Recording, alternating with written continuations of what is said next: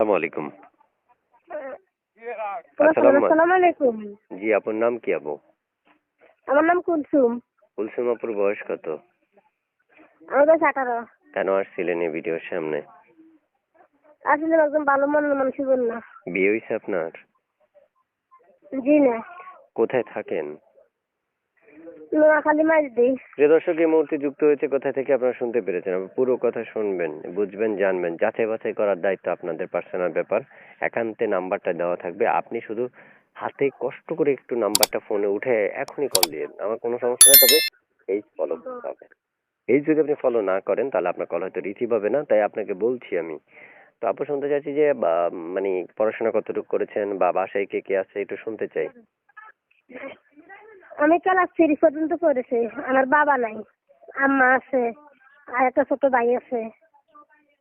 বাবা নাই, মাও নাই। মা আছে নাকি?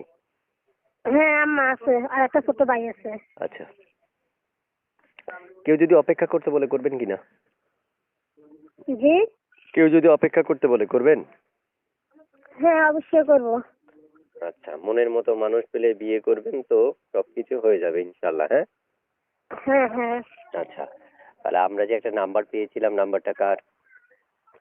এটা আমার। এই নাম্বারে ফোন করলে আপনাকে পাওয়া যাবে হ্যাঁ, অবশ্যই পাওয়া যাবে। সব সময়? জি।